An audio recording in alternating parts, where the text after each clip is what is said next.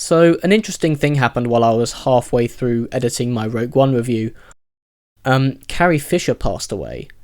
I doubt that there are many things I can say about this woman that a million others won't have said as well, but Princess Leia was probably my first exposure to a strong female presence on the big screen as a child, and without that charming, determined, and headstrong attitude that Fisher brought to the role, it's arguable as to whether that character would be as fondly remembered as she is today.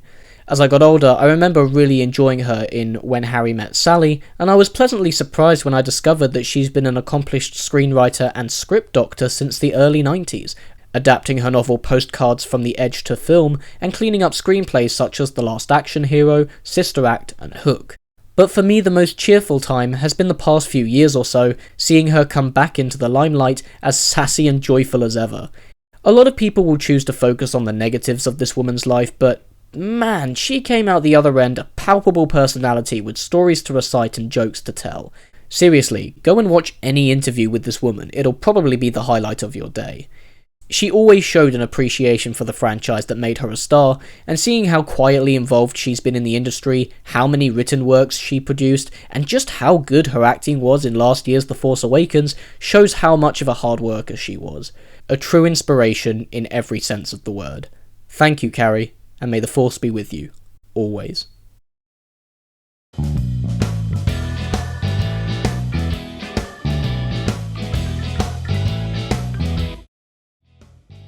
I've had a year now to consider just why I enjoy The Force Awakens as much as I do, despite it arguably receiving a very heated amount of criticism on the internet in that time, and I think I've finally nailed down why that's the case.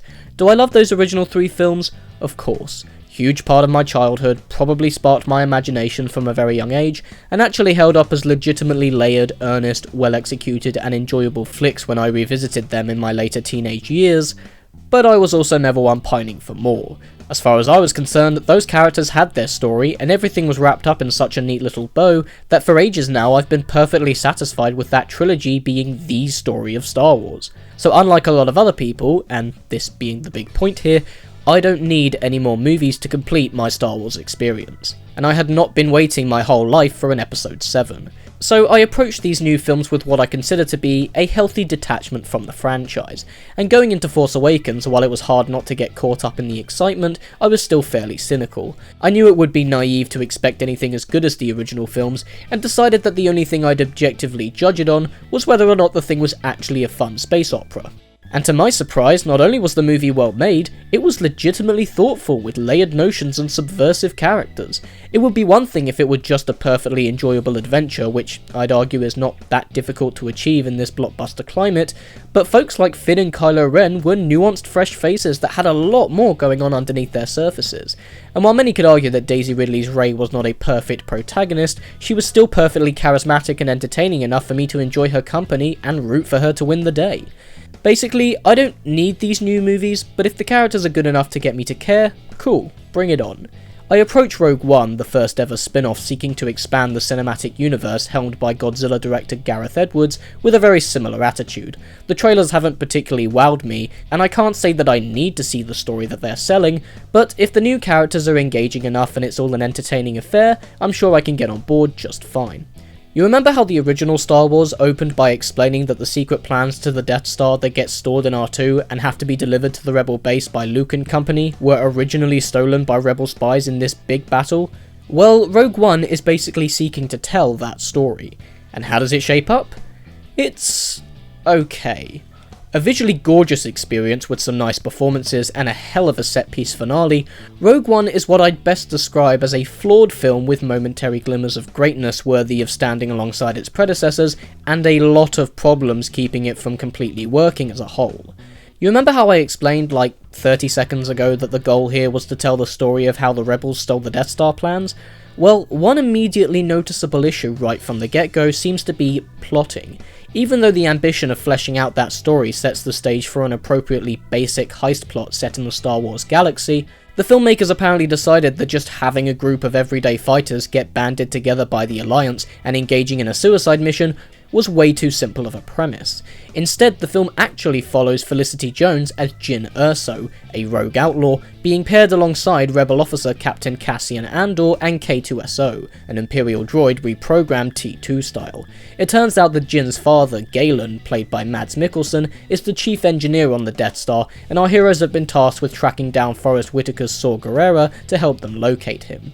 Which means the rest of the cast that you've seen on all of the posters and the whole point of the movie, that being the heist plot, get introduced gradually as the film unravels.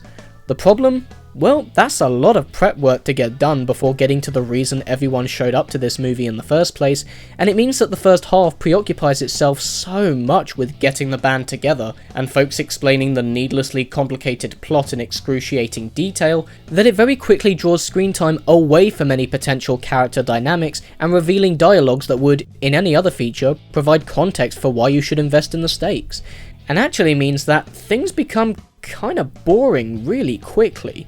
The movie underwent reshoots earlier this year, and it does feel heavily edited down, to the point where a lot of character beats and personality feels sacrificed at the service of the plot being made easier to follow.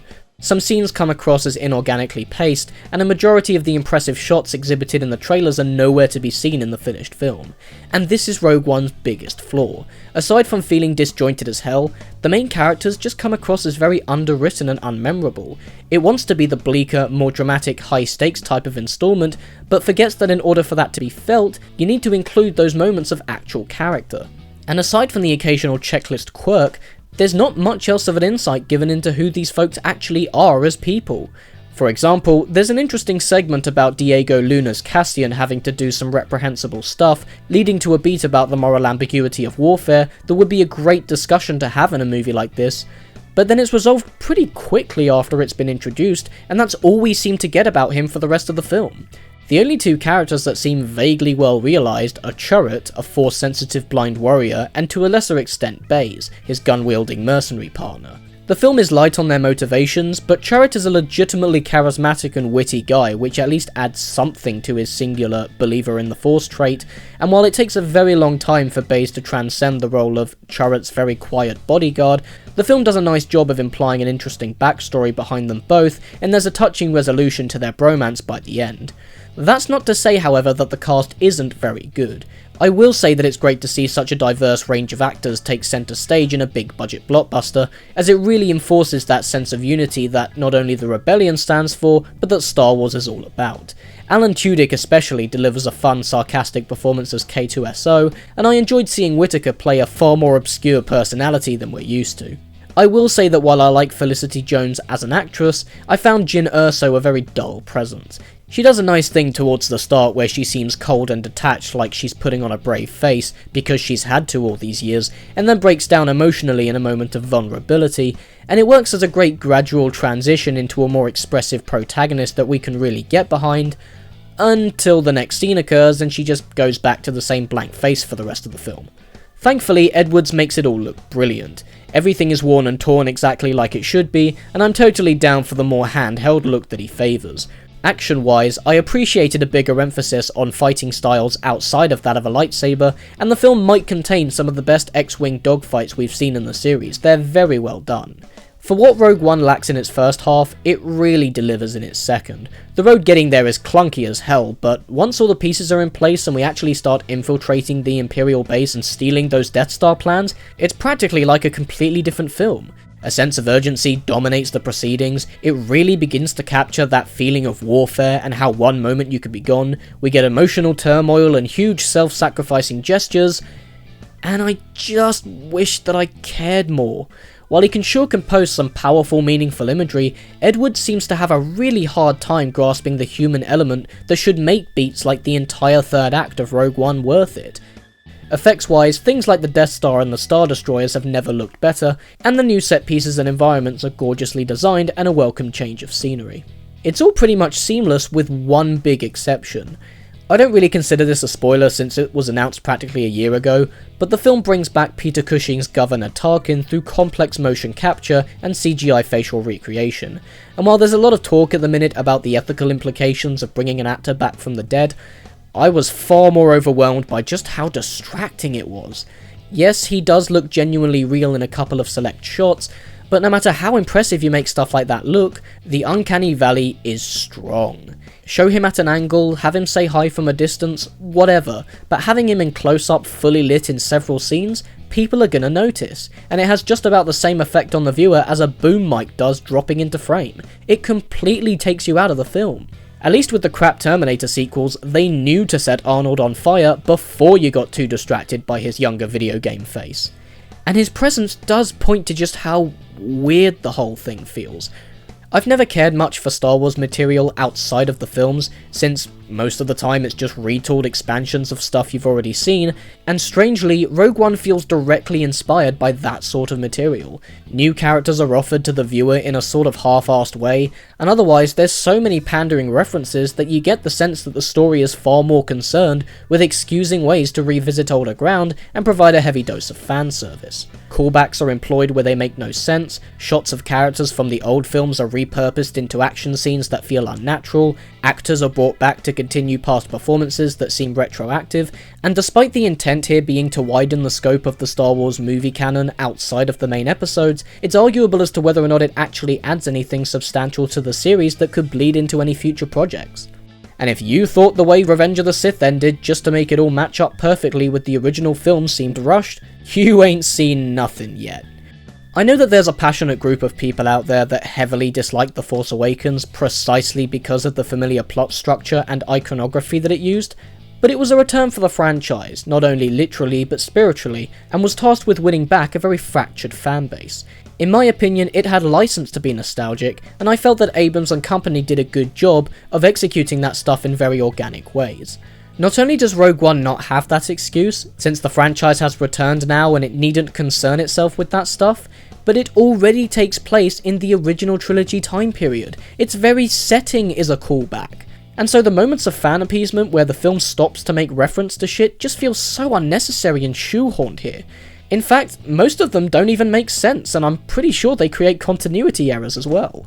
Having said that, I'd be doing a disservice if I didn't mention how the best sequence in the whole movie is one that extensively features Darth Vader. And that's what's frustrating about it. It's almost like a catch-22. It's really easy to cry foul at his inclusion because, of course, they couldn't help themselves. Fans know Darth Vader and blah blah blah. But holy shit, there is a scene in the finale of this that is absolutely terrifying and is genuinely one of the best moments of that character put to film. The whole thing is so masterfully executed that it's even good enough to make you not care how it completely contradicts how the guy actually acts in the film that's chronologically meant to follow.